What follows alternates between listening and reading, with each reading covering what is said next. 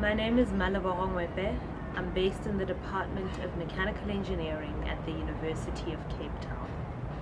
I am interested in the application of mechanics to problems relating to biological or medical topics.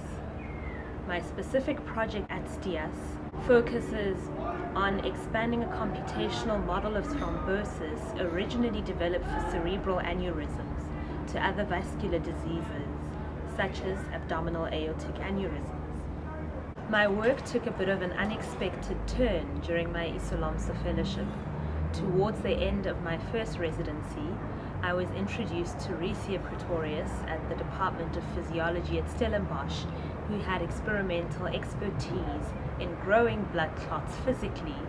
So that opened up an avenue to find a way to validate the computational models that we develop.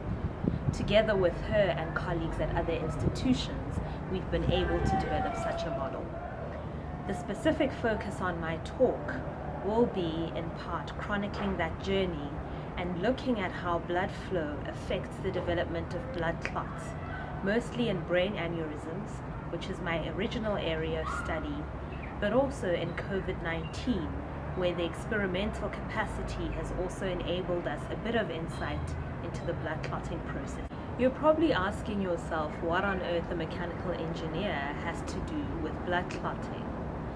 Well, blood is another fluid, and all the same governing principles of fluids in traditional mechanical engineering contexts also apply to the flow of blood in the human body.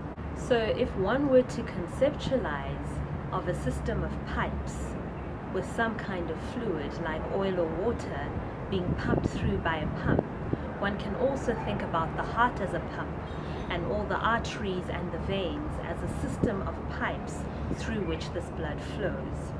In the case of aneurysms, that's just a diseased blood vessel which balloons out, and placement of devices such as stents or flow diverters designed to treat aneurysms give rise to blood clotting.